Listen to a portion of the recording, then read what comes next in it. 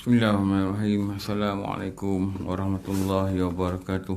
Alhamdulillahirabbil alamin. Wassalatu wassalamu ala sayyidina wa maulana Muhammad wa ala alihi wa sahbihi ajma'in.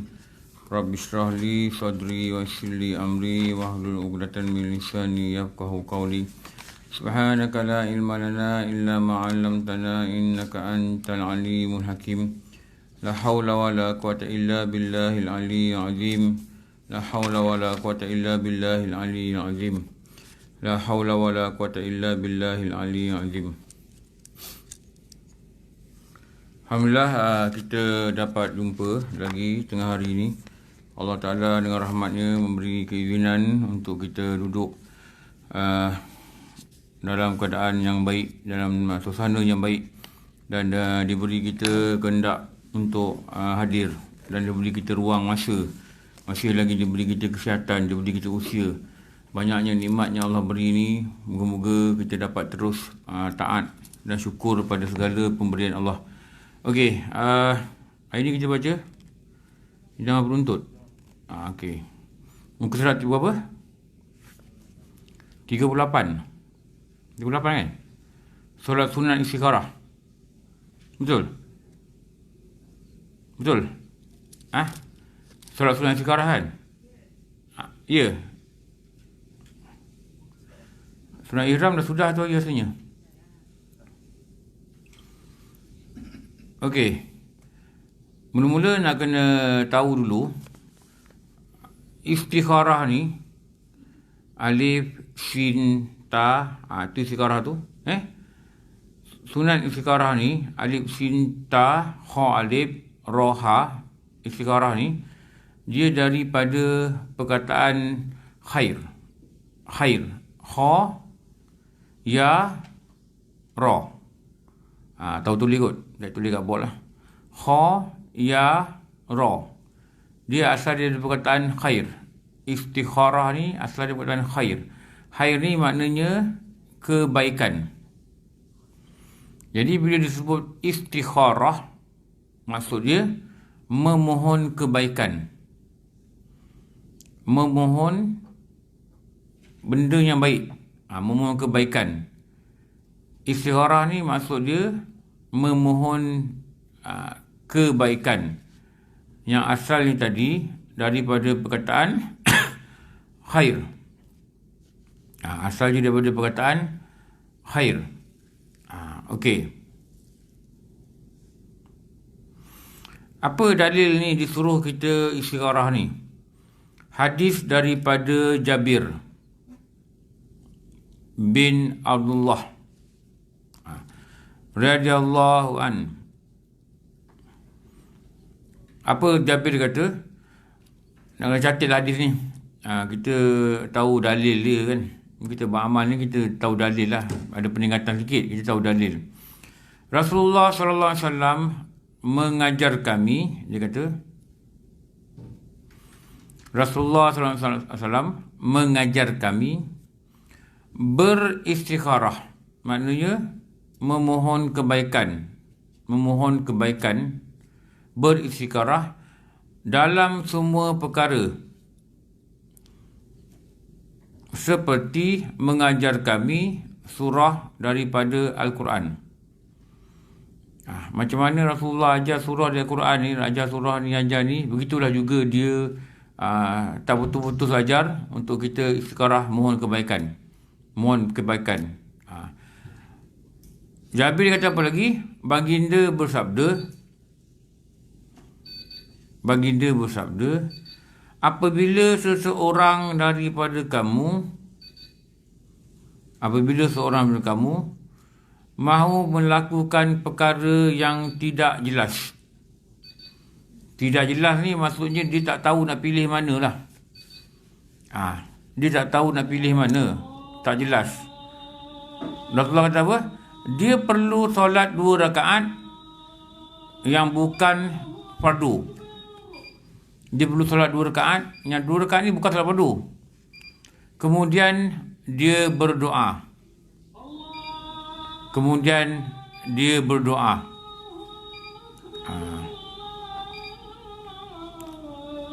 Selalu orang istiqarah ni, bendanya biasa istiqarah ni apa tau?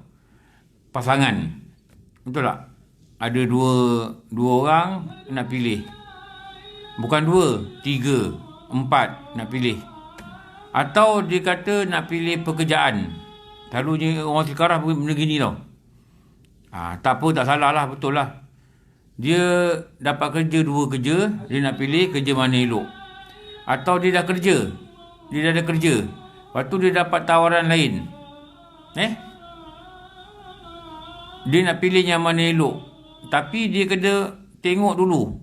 Kalau dia dapat kerja lain, dia dengar dapat cerita daripada kawan sana, sini nak semayang pun bos tak bagi, tak payah istiqarah lah, tak payah berhenti. Betul tak? Kita dah nampak dah. Kita dah nampak. Kita nampak kat sana tak ada belajar fardu ain macam ni. Dekat sini ada belajar fardu ain hari-hari. Hari-hari ada kelas, macam-macam subjek dia belajar. Zuhur kita boleh pergi kelas dan kita seronok datang belajar sini. Dekat sana, kau pergi sana, mungkin kau pergi non-Muslim. Kelas Zuhur tak ada, surau tak ada, macam-macam tak ada. Jadi tak ada pengisian agama, tak ada langsung. Sedangkan kita malam balik dah sibuk, tak sempat. Kita hanya bergantung pada kelas-kelas kat surau. Macam ni, tak payah berhenti. Duduk sini. Terus je buat decision. Kenapa? Dia yang nak milih ni, dua-dua baik, mana yang terbaik. Macam itulah. Kalau satu tu memang tak berapa baik, ada orang saya cakap, berhentilah saya rokok. Nanti saya nak istiqarah dulu Ustaz. Ni salah. Ada nak istiqarah dulu berhenti tak rokok. Betul tak? Tak isap rokok ni baik. Isap rokok ni tak baik. Ialah kesihatan dan macam-macam lah yang kita tahu. Yang semua umum tahu. Tak payahlah istiqarah nak berhenti isap rokok. Tiba-tiba kan dapat alamat, apa alamat syaitan bagi ke, tak payah berhenti isap rokok. Dia risau lagi banyak. Mana ada orang yang sekarang gitu? Ada juga orang yang kata, saya nanti tak, saya nak istiqarah. Saya nak pakai tudung ke tidak? Pakai tudung saya istiqarah. Pakai tudung ni wajib, pakailah. Ada istiqarah nak pakai tudung ke tidak? Tak masuk akal. Tu tak faham istiqarah ni apa. Dia yang kita tak tahu, benda yang kita nak buat ni, jelas ke elok ke tidak dari segi dunia dan akhirat kita. Tu je. Selalu tu, sebab tu orang pilih pasangan kan. Kalau kita ada 2 orang, seorang ni memang dia elok, dia semayang, nampaklah dengan cerita dia, kita kaji-kaji isi dengan kawan, nampaklah baik orang ni. Orang ni memang kita tahu tak baik apa, tak istiqarah.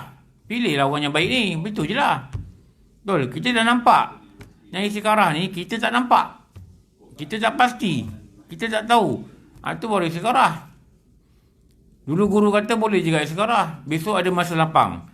Besok cuti hari Malaysia. Kita nak banyak baca Quran ke, nak banyak selawat ke, nak banyak istighfar. Tu boleh istiqarah dia kata. Itu boleh istiqarah. Minta Allah gerakkan kita untuk buat amalan. Mana yang lebih baik untuk kita. Lepas tu kita besok kita berhati nak baca Quran banyak. Tak apa. Itu boleh istiqarah. Jangan besok nak baca Quran ke, nak tengok drama. Tak payah istiqarah lah baca Quran. Ada nak tengok drama pula dia istiqarah. Tu salah salah faham. Istiqarah ni memohon pilihan, dua-dua yang baik, tapi kita tak nampak. Mungkin ada yang tidak baik pada akhirat kita atau pada dunia kita yang kita tak nampak. Itulah istiqarah tu. Dulu ada guru cakap apa? Rasulullah ni kadang-kadang dia nak pakai tali capal di istiqarah. Capal ni ada tali. Dia nak pakai capal, nak pakai tali yang mana? Sampai dekat tu pun dia pernah istiqarah. Kita nak pakai kemeja mana pergi kerja? Mana pernah istiqarah? Sarung je, betul tak? Nak pakai tudung mana? Sarung je. Janji matching dengan kasut, dengan payung, dengan apa? Itu yang kita pakai. Kita ada istiqarah. Rasulullah ni dia pernah istiqarah pada capal yang nak pakai. Tali capal yang nak pakai yang mana? Dulu guru cakap itulah. Sekarang ni maknanya kita biar Allah tolong kita untuk kita buat decision. Okey. 1, itu makna istiqarah. 2 tadi, apa perkara yang boleh istiqarah? Saya dah sebutlah. Tak boleh benda-benda antara baik dengan tak baik. Kena pilih yang baik terus. Jangan istikharah nak pergi Jalan Abdul Rahman ke, nak datang surau dengan mengaji. Tak payah istikharah, Kak. Tak tahulah kalau Jalan Abdul Rahman tu ada orang bagi tazkirah, tak tahulah. Nak pergi Jekyll ke, nak pergi surau pergi ngaji. Pergilah surau mengaji, tak payah istikharah. Benda tu kita dah tahu tak. Dah ada panduan-panduan daripada syariat, betul? Mana yang baik. Tak payah istikharah. Okey. 2, masa yang paling baik untuk buat solat istikharah. Tadi saya dah cerita definisi dia. Daripada perkataan khairah, artinya kebaikan. Istikharah, artinya memohon kebaikan. Memohon Allah pilih yang baik untuk kita.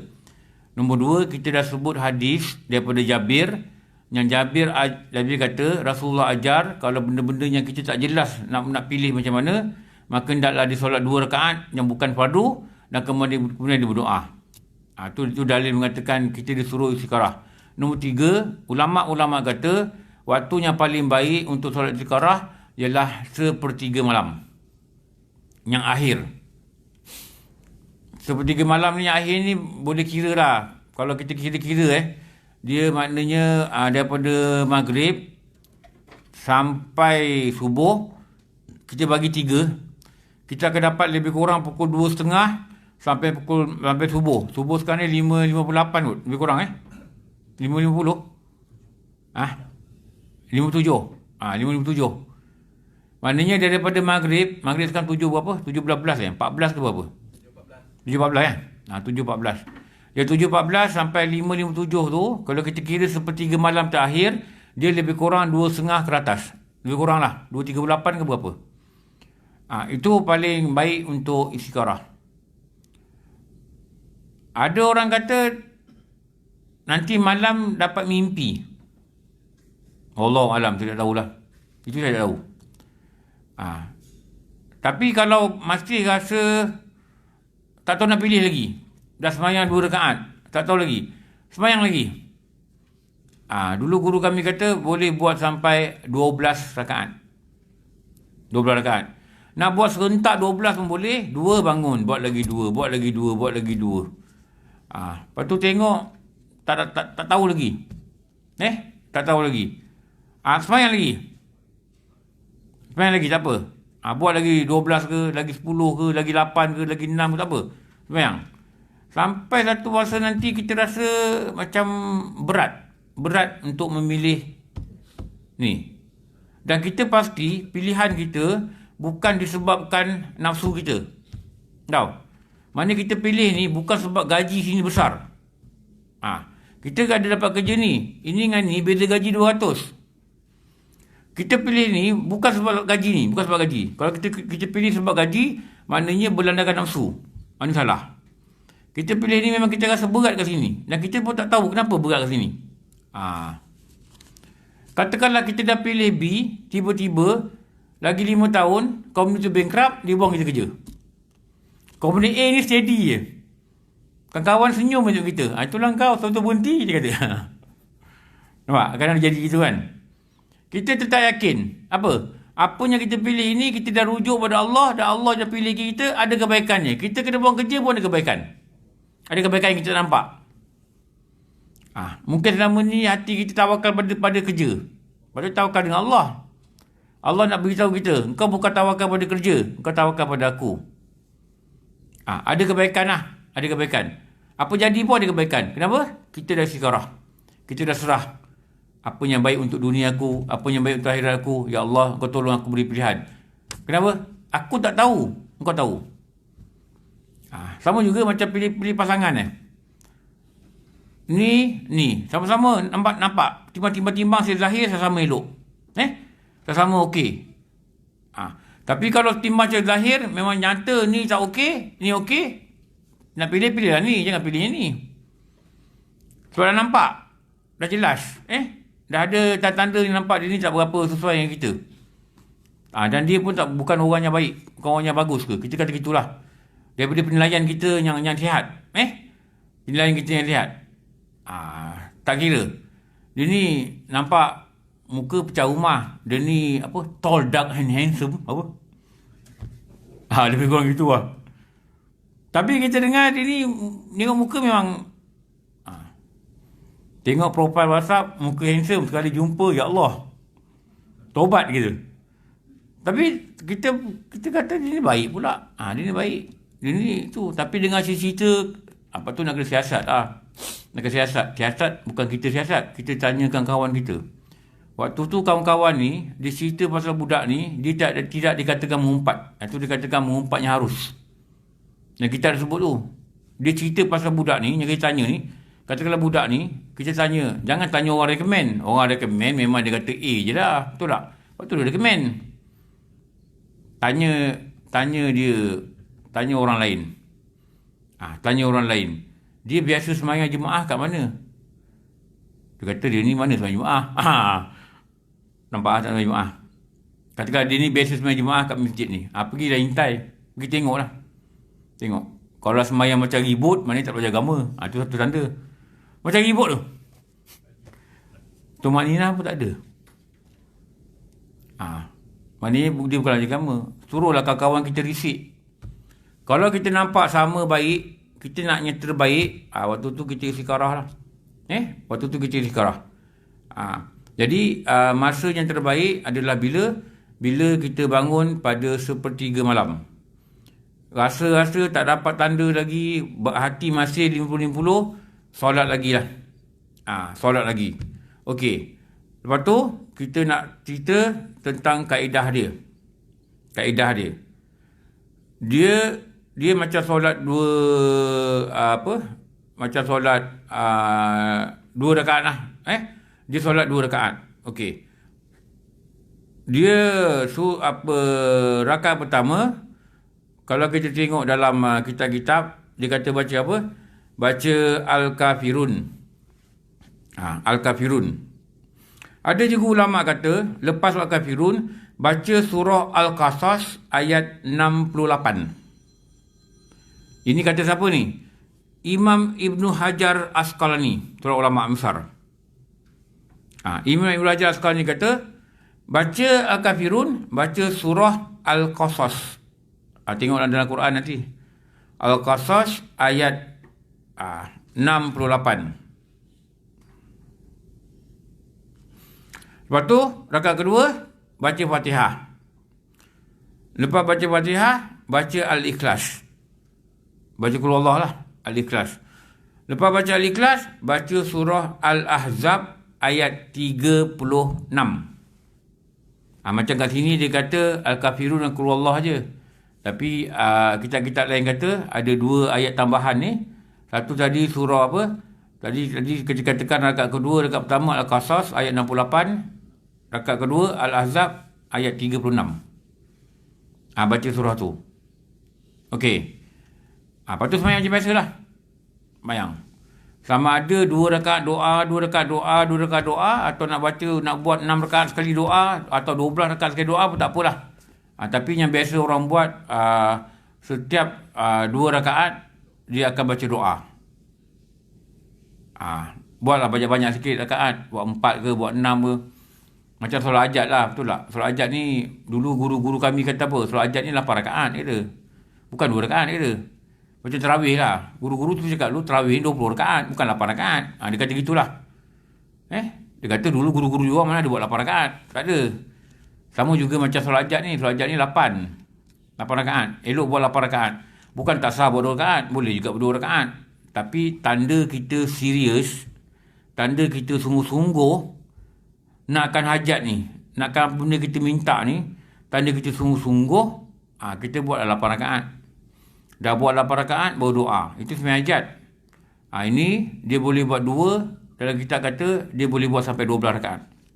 Apa? Solat sunat istiqarah. Lepas tu, lepas 2 rakaat doa, lepas 2 rakaat doa, lepas 2 rakaat doa. Okey, ni salin doa dia ni. Doa dia ni salin. Memang boleh dapat, dari kitab-kitab lain boleh dapat. Tapi sini tak ada. Jadi kita salin lah. Moga-moga kita salin, nanti Allah beri kita kekuatan untuk buat, untuk baca. Rasulullah kata, sambung hadis tadi Rasulullah kata, hendaklah dia semayang 2 rakaat. Yang bukan yang lain daripada solat fardu. Bukan solat fardu. Lepas tu, lepas semayang tu, dan kaedah tadi ulama ajar tadi, Al-Kafirun ayat ni, Qul Huwallah ayat ni, ada surah-surah yang 2 rakaat ni, hendaklah dia berdoa. Okey, ni doa dia ni. Ya Allah, kita nanti kita baca doa ni. Doanya Nabi ajar, itu paling baik kita baca doanya Nabi ajar lah. Ya Allah, aku memohon pilihan dengan ilmu-Mu. Maknanya apa? Minta Allah tolong pilih untuk kita berdasarkan Allah yang bersifat ilmu. Aku memohon kekuatan dengan kekuatan-Mu. Betul? Aku memohon kekuatan dengan kekuatan-Mu. Lepas tu, doa lagi apa? Aku juga memohon daripada limpahan-Mu yang agung. Aku juga memohon daripada limpahan-Mu yang agung. Okey. Engkau mampu, sedangkan aku tidak. Engkau mampu, sedangkan aku tidak. Engkau maha mengetahui, sedangkan aku tidak tahu.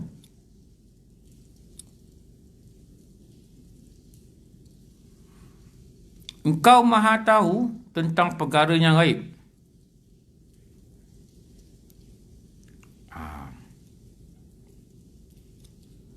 Itu maksud dia apa tu? Pada fasa pertama doa ni, kita puji Allah dulu. Kita puji Allah. Ya Allah, Engkau tahu, aku tak tahu. Engkau tahu, aku tak tahu. Dia kata tu. Engkau tahu tentang perkara gaib, aku tak tahu. Kita puji Allah dulu. Allah maha mengetahui, Allah mempunyai limpahan rahmat yang maha agung. Kita puji Allah dulu. Ya Allah, ini baru mohon. Tadi tu kita puji pada Allah. Tu adab doa ni kita puji Allah dulu. Ya Allah, jika Engkau mengetahui bahawa perkara ini baik untuk agamaku,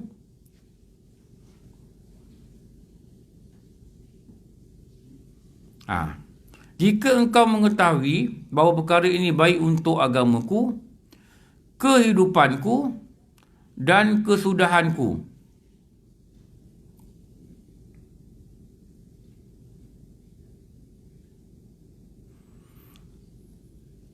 maka permudahkanlah urusanku dan berkatilah aku dalam urusan tersebut.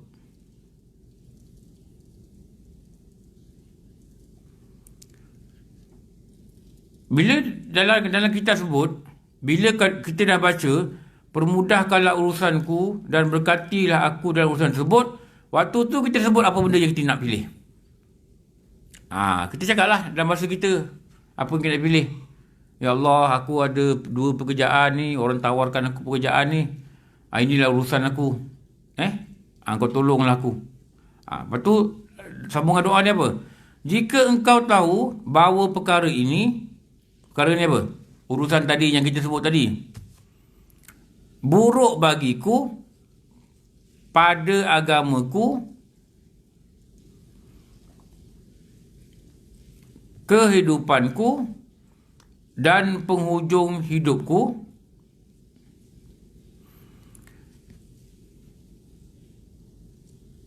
maka jauhkanlah ia dariku.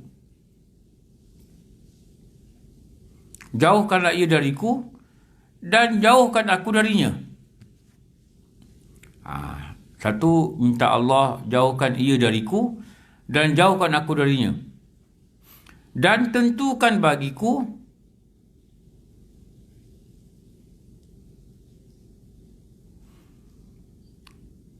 yang terbaik. Kemudian redailah aku dengan dia. Kemudian redailah aku dengan dia.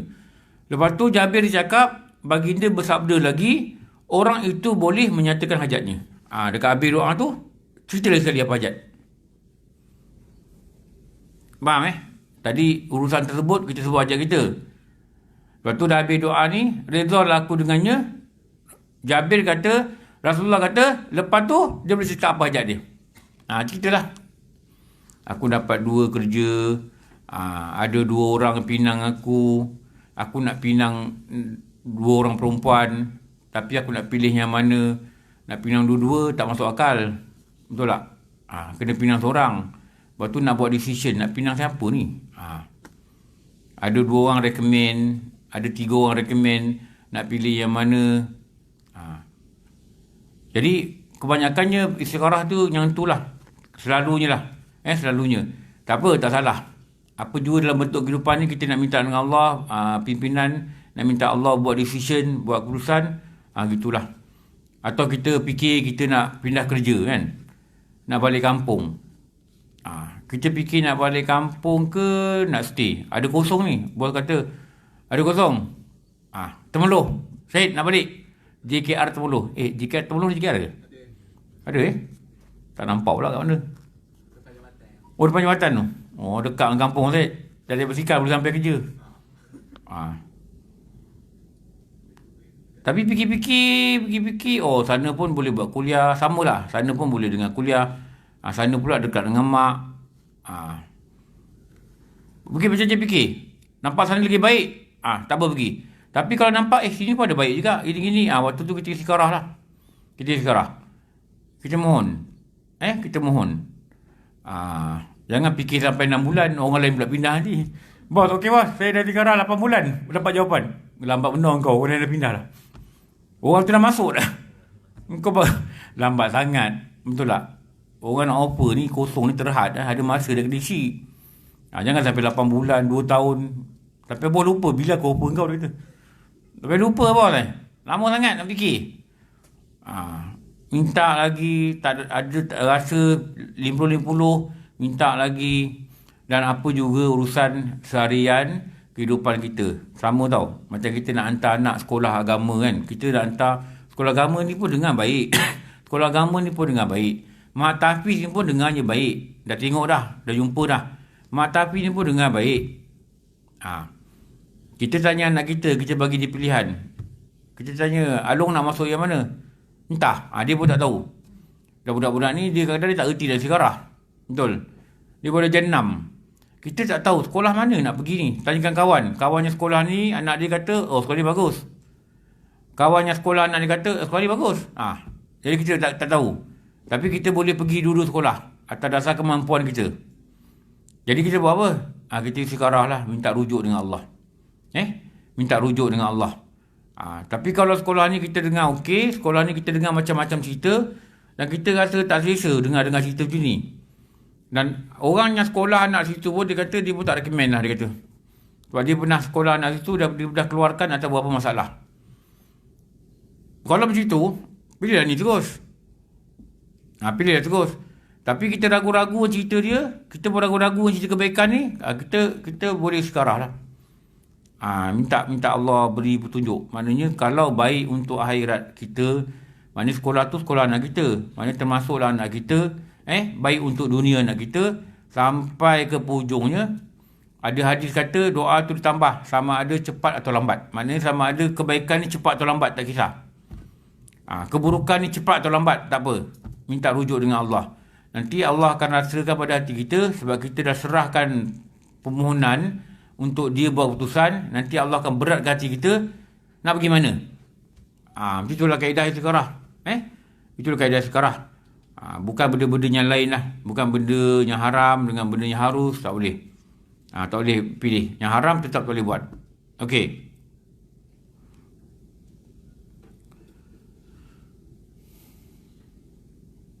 Sama macam benda lain ni. Doktor kata awak boleh buat pilihan. Awak nak operate pun boleh. Awak tak operate pun boleh. Doktor kata kalau operate pun tak tahulah baik tak baik. Tapi kalau awak tak operate pun rasa tak bagus juga. Doktor pun tak tahu nak recommend.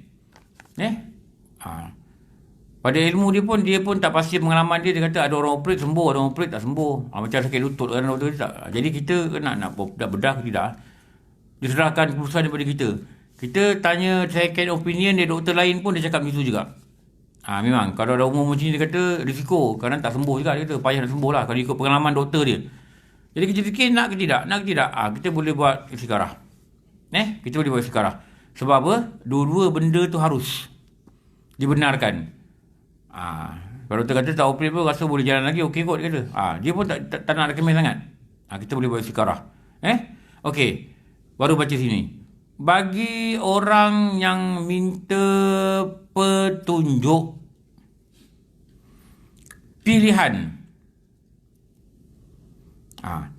satu daripada dua hal yang mana lebih baik. Sebab tu istiqarah ni bila kita dah doa, kita mesti ada yakin. Yakin apa? Allah akan beri aku petunjuk. Ada yakin. Macam mana kita berdoa lah. Berdoa, solat hajat ke apa. Kita yakin Allah akan makbulkan doa aku. Boleh yakin. Jangan doa kata tak boleh itu. Salah. Mana kaedah berdoa tu salah lah. Yakin Allah akan makbulkan doa aku. Bila? Tak tahu. Tapi Allah akan yakin. Kenapa?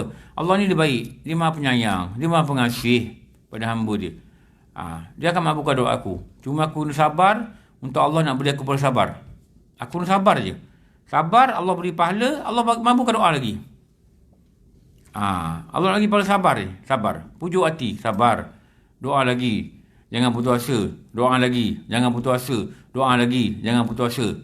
Seperti mana Nabi Zakaria dalam surah Maryam kan.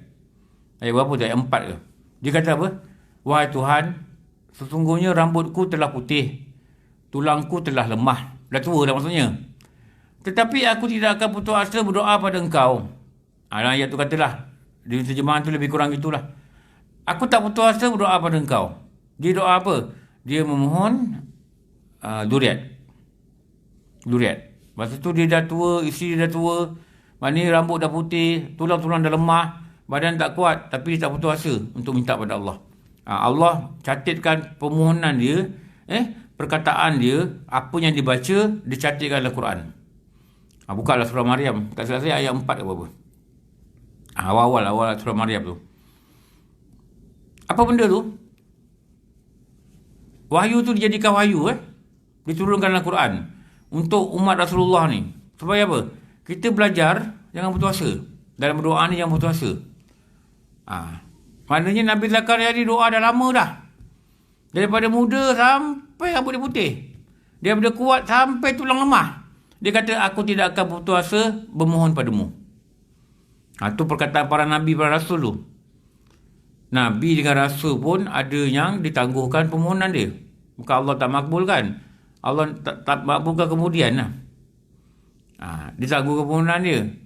Jadi kalau kita orang awam ni, itu hak Allah lah nak tangguh ke, nak bayar kemudian ke, nak makbul kemudian ke, nak tak makbulkan ke, nak bagi benda yang lebih utama tu, kita tak tahu. Yang tahu, Allah yang tahu. Kita nak cepat. Ulama kata kita nak cepat. Tapi Allah beri masa yang tepat. Bukan cepat. Masa yang tepat, yang sesuai dengan kita. Yang sesuai dengan kita. Jadi, kesimpulan dia apa? Bersabarlah. Memohonlah. Terus memohon. Macam mana Nabi Zakaria terus memohon. Itu diajarkan dalam Quran.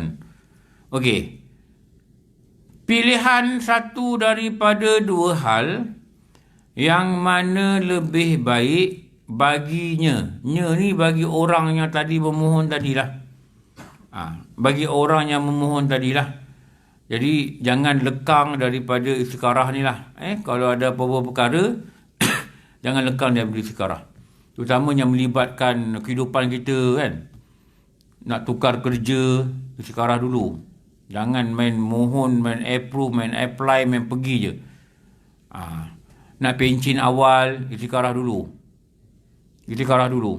Nak pencen awal, istiqarah dulu. Tapi kalau pencen awal, kita kata pencen awal ni aku boleh pergi belajar, aku boleh gini itu. Yang kita nampak banyak benda khusus pada agama kita boleh buat, pencen awal tak apa. Tapi kalau pencen awal kata tak ada buat apa, tak tahu nak buat apa, bosan, boring. Buka syarikat. Qadha solat Senin Berhad. Apa nak boring buka syarikat tu lah. Qadha solat Senin Berhad. Dia punya job specification apa? Qadha solat banyak-banyak. Sebab apa? Dulu syarikat ni dah bungkus tak semayang. Dulu tak semayang lama. Masa sekolah menengah ke, dah balik. Kalau tak balik, tak berdosa lagi masa tu. Dah balik. Kat sekolah tak semayang. Kita fikir-fikir macam kita fikir sekolah menengah. Kita fikir sekarang, ada surau sekolah menengah. Kita cakap ada surau sekolah menengah. Mari kita semayang kat surau, kat sekolah. Sekolah tengah hari, asar tak semayang, zuhur tak semayang, sampai rumah dah maghrib pun tak semayang, kadang isyak tak semayang. Sekolah tengah hari, subuh pun tak bangun. Jadi banyak solat kita tinggal. Jadi kalau kita pencet awal, kita niatkanlah, aku nak qadha semayang banyak. Niat qadha semayang, buatlah qadha semayang. Jangan dah pencen, pergi tanam orchid pula. Asyik menengok orchid Tahu? Orchid depan rumah. Sampai orchid dia kata, "Kak, pergi qadha semayang, Kak. Jangan risau, saya mati. Saya mati, saya tak kena tanya. Kak mati, saya tak kena tanya." Kalau orchid tu bercakap, bagi tahu. Asyik buat resepi je. Kejap buat ini. Asyik duduk drama. Allah, tu lagi teruk lah. Asyik duduk drama je. Allah. 7 hari aku lambat solat. Allah, cerita tu. 7 hari aku lambat solat maghrib. Cerita tu je. Asyik ulang cerita tu je. Allah. Tak boleh gitulah. Maknanya, kalau gitu tak ada makna pencen tu tak. Baik pergi kerja. Tak buat amal juga. Eloklah pencen ni ada niat. Ada niat yang cukup kuat. Dan tekad nak pergi mengaji agama, nak qadha solat banyak-banyak, nak buat persiapan untuk mati. Kurang-kurangnya perkataan tu kena ada. Sebab tu Imam Ghazali dalam kitab Bidayatul Hidayah, Bidayatul Hidayah sini kita dah khatam tau. Dulu 8 tahun dulu saya ngajar kat sini. Surau ni lah. Tapi masa tu saya seorang yang ngajar kat surau ni. 8 tahun lalu. Saya seorang yang ngajar kat surau ni. Orang lain tak ngajar lagi. Lepas tu dah, bila Datuk Darul masuk, baru dia panggil ustaz-ustaz yang ngajar. Masa tu saya ngajar. Masa tu AJK dia Azlan dah pindah Putrajaya. Ingat Azlan Badrul pindah Taiping Taiping. Dia pindah Taiping. Azlan, Badrul, Aliman pindah. Ada lagi ke Aliman? Lama tak nampak. Blok F. Blok G. Blok G. Masa tu AJK tu lah. Masa tu saya seorang je lah ngajar rasanya. Saya ngajar hari Selasa je, Kak. Setiap minggu saya ngajar dia. Lepas tu hari lain tak ada kuliah. Yang saya ingat lah. Masa tu kita baca Bidayatul Hidayah. Sampai khatam. 2 tahun lebih. Khatam. Dalam kitab Bidayatul Hidayah tu, Imam Ghazali dia sebut apabila terbit matahari, apabila lepas subuh, kita dah sampai subuh ni, tak kira dah sampai jemaah ke, sampai seorang ke, dia kata engkau kena buat 4 perkara. Imam Ghazali sebut apa dia kata? Nombor 1, engkau banyak berdoa, atau engkau baca Quran, atau engkau duduk majlis zikir. Majlis zikir ni termasuk majlis ilmu lah. Sama ada engkau zikir, baca kat lidah seorang atau engkau duduk majlis zikir. Majlis zikir ni zikir ramai-ramai atau duduk dalam majlis ilmu. Nombor 4, hendaklah engkau tafakur. Ni kena buat 4 perkara ni. Lepas solat subuh sampai terbit matahari. Maknanya sampai waktu syuruk. 4 perkara ni kena buat. 4 perkara ni kena buat. Banyakkan doa, atau engkau banyak baca Quran, atau engkau duduk majlis ilmu, atau engkau banyak zikir, majlis zikir. Nombor 4, engkau kena tafakur. Okey. Dalam 4 tafakur ni lah Imam Ghazali kata, engkau hendaklah merancang hari tu, merancang bagaimana engkau nak habiskan wirid-wirid bacaanmu. Maknanya zikir-zikir kita lah. Adanya guru kita pagi baca ni, satu hari baca ni 1000 kali. Apa tu istighfar 1000 kali. Kita kena rancang macam mana nak habiskan. Lepas tu kita kena rancang apa persiapan yang kita buat untuk melakukan taat pada hari tu. Kita plan nak pergi sana, buat ni, ada mengaji, kita rancang macam mana nak pergi, pukul berapa nak pergi, kita rancang lepas subuh. Maknanya Islam ni suruh rancang awal-awal, bukan last minute. Bukan last minute tau. Ada orang kelas duha pukul 9. Pukul 9 baru nak gosok tudung. Bukan perempuan sini punctual. Korang tak datang, orang perempuan datang dulu tau. Malu korang Aku tengok Syahir datang, aku pergi belakang 4 orang akak dah ada dah. 2 orang sana, 2 orang sana. Korang tak datang lagi. Dia orang lagi cepat. Wah, ni puji perempuan ni.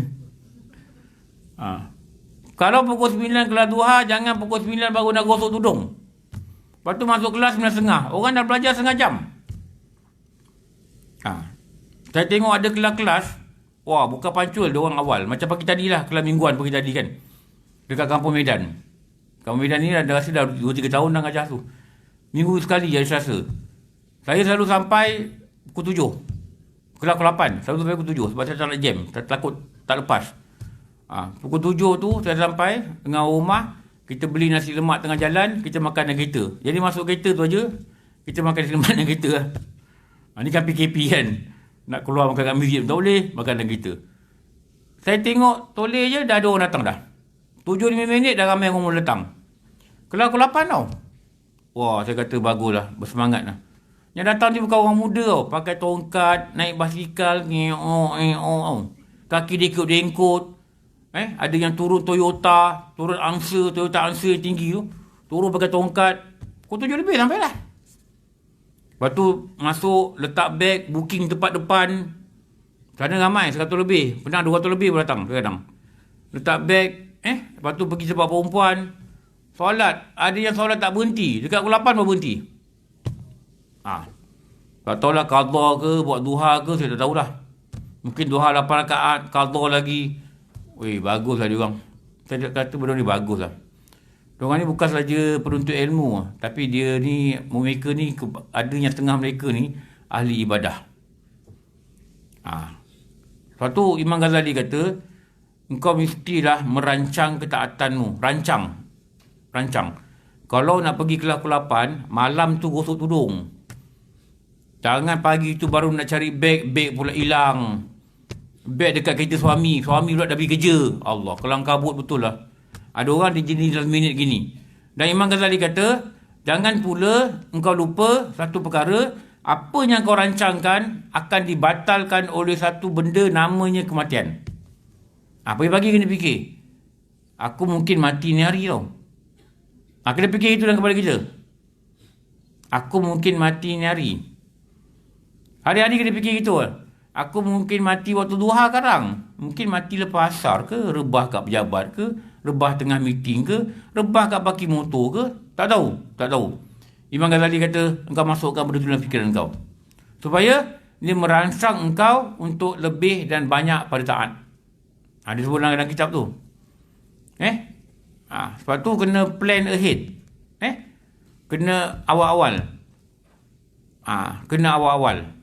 Kena ikut prosedur dia. Macam saya katalah, kalau lepas maghrib dengan subuh, dalam hadis kata, baca Allahumma ajirni minan nar 7 kali tau. Lepas maghrib, lepas subuh 7 kali. Dalam kitab Diya'ul Murid, sinar kepada murid. Sinar cahaya pada murid. Murid ni maknanya orang yang nak ilmu. Murid ni bahasa Arab. Bahasa Melayu pakai anak murid tu lah. Itulah perkataan dia. Muridan, berkendak pada ilmu. Dia kata apa? Kalau zikir itu ada hadis yang mengatakan bilangan dia berapa, hendaklah engkau taat ikut. Kalau engkau tak ikut bilangan tu, engkau tidak akan mendapat, ternafilah pada engkau fadilat. Atau fadilat dah. Dalam tahqiq Munatul Musalli, Baba Rushdi, dia diuraikan kitab Munatul Musalli. Kalau orang baca Allahumma ajirni minan nar 7 kali lepas subuh, dia mati sebelum maghrib, Allah akan hindarkan dia daripada api neraka. Orang yang baca lepas maghrib, dia mati sebelum subuh, Allah akan hindar dia api neraka. Baca apa? 7 kali. Okey, apa yang saya nak cakap kat sini ialah macam ni. Kalau kita baca cepat, kita dah 7, imam baru baca 5. Mungkin imam baca lambat. Jangan baca 8, 9, 10. Kita kata lagi banyak lagi bagus. Tak. Memang 8 dan 10 dapat pahala baca. Tapi fadilat tak dapat. Fadilat apa? Yang Rasulullah kata terhindar dari api neraka. Kenapa? Fadilat itu hanya dapat kalau baca 7 tepat. Bilangan 7. Tahu? Kalau imam baru baca 5, kita dah 7, kita stop. Jangan baca lagi. Nak baca dikir lain pun tak apa. Tapi jangan baca dikir sama. Sebab jangan bagi dia 8, 9, 10. Kalau imam tu dia baca laju, dia dah sampai 7, dia tukar zikir lain, kita baru 3, jangan stop. Baca sendiri sampai 7. Kenapa? Nanti ternafi daripada fadilat, kelebihan. Sama juga macam subhanallah, subhanallah, subhanallah kan. Betul tak? 33 kali. Imam tu dah 33. Dia kata Alhamdulillah. Kita kira-kira baru 22.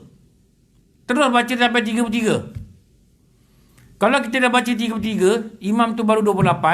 Dia nak baca sampai 33. Imam tu baru 28. Kita dah 33. Kita kena stop. Jangan baca 34, 35, 36, 37. Kenapa? Nanti ternafi daripada fadilat. Itu dalam kitab Diyaul Murid, Syekh Daud Fatani. Kita tahu SOP dia ni, prosedur dia. Ada benda kena dengar taat. Sami'na wa ata'na. Jangan tanya kenapa 7. Memanglah ada uraian ulama'-ulama' kata kan. Kenapa 7? Dia kata sebab manusia itu dia buat dosa dengan 7 anggota. Tu ada ulama'-ulama' kata gitu. Mata, telinga, mulut 3. Tangan, kaki 5. Hati, rancang benda-benda tak baik, itu dosa 6. Ada yang kata perut dengan kemaluan 7. Tu dikatakan 7 tu. Ada yang juga kata neraka itu memiliki 7 pintu. Sebab tu kita baca Allahumma ajirni minan nar ni 7 kali. Ada yang berapa gitu juga. Tapi itu semua adalah berapa lah. Tapi yang penting Rasulullah kata baca 7 kali, kita baca 7 kali. Jangan tambah-tambah, jangan kurang-kurang. Ni dalam kitab kata. Dulu masa kami belajar dulu, arwah Tuan Guru Haji Azra'i, dia masa terangkan perkara ni dulu, dia keluarkan kunci rumah dia. Dia buat macam ni tau. Dia kata, kau tengok kunci ni, dia kata, dia orang tua. Dia ni cakap slow je. Tengok kunci, dia kata, tengok kunci, dia kata. Kunci rumah dia tunjuk. Kalau bukit-bukit ni, satu bukit ni tinggi, pintu rumah tak boleh buka. Dia kata itulah. Atau satu bukit ni rendah, kan kunci kan ada bukit-bukit. Kalau satu bukit ni rendah, pun kunci rumah tak boleh buka. Walaupun nampak cantik, tinggi lebih sikit nampak cantik, kunci rumah masuk tak boleh buka rumah. Sama juga dengan fadilat, dia kata. Kalau tak ikut nombor yang Rasulullah ajar 7 kali, 33, 33, 33, fadilat tak boleh buka. Saya pun tunjuk kunci saya. Sebab saya masa kuliah subuh dulu, kita mengaji kitab dengan dia, dia tunjuk kunci dia untuk contoh. Sama juga dengan ni. Memang kita boleh doa cara kita. Tapi Rasulullah ajar doa dia istikharah macam ni. Betul tak? Engkau lebih tahu, aku tak tahu. Aku mohon rahmatmu, kekuatanmu. Yang kita baca je lah. Jadi yang eloknya, baca doa yang Rasulullah ajar. Memang boleh baca apa saja. Memang boleh baca surah apa saja. Baca surah yang ulama'-ulama ajar. Yang ada kata surah ni dengan ayat ni. Surah ni dengan ayat ni. Ayat ni. Baca. Lepas tu doa ikut SOP dia. Apa doa yang Rasulullah ajar. Begitulah prosedur dia. Supaya apa? Kita beramal mengikut itibak Rasul. Mengikut apa yang Rasulullah ajar. Itu yang paling baik lah. Jadi ada hadis, ada panduan ulama', kita ikut. Barulah dikatakan kita telah buat istikharah dengan betul. Memang boleh cakap nak baca surah apa tak apa, nak baca doa apa tak apa, boleh. Nak buat siam tak apa, boleh, betul. Tapi apa ulama' ajar, dia kata elok buat sepertiga malam. Bangunlah sepertiga malam. Ikutlah kaedah-kaedah mereka. Sebab mereka dah berjaya. Kita ni tak berjaya. Kita follow je apa cara mereka. Ikutlah ulama'. Kenapa? Ulama' itu warisatul anbiya. Dia pewaris para nabi. Okey. InsyaAllah. Nanti sambung. Sunat hajat. Ini semain sunat yang ramai orang telefon. Ustaz, macam mana nak buat semain sunat hajat? Kenapa? Macam-macam cerita lah. InsyaAllah kita belajar beberapa kaedah. Beberapa kaedah. Nanti kita buatlah ikut kaedah tu. Bila ada masalah je, ada hajat ke, ada apa-apa ke, buatlah. InsyaAllah kita dah belajar, kita buat. Itu paling baik lah. Kita buat amal daripada ilmu yang kita ada. Ilmu yang kita guru, ilmu yang kita buka kitab. Baru benda tu betul. InsyaAllah nanti jumpa. Subhanakallah wa bihamdika asyhadu an la ilaha illa anta astaghfiruka wa atubu ilaik. Bismillahirrahmanirrahim. Wal 'asri innal insana lafi khusr illa alladziina aamanu wa 'amilus shalihaati tawassaw bil haqq wa tawassaw bis sabr. Bismillahirrahmanirrahim. Alhamdulillahirabbil alamin. Wassalatu wassalamu ala sayyidina Muhammad wa ala alihi wa sahbihi ajmain. Rabbana atina fid dunya hasanah wa fil akhirati hasanah wa qina adzabannar. Wa sallallahu ala sayyidina Muhammad wa ala alihi wa sahbihi wa baraka wasallam. Alhamdulillahirabbil alamin. Apa maaf, pasti banyak kekurangan. Wa bi'allahu alam. Assalamualaikum.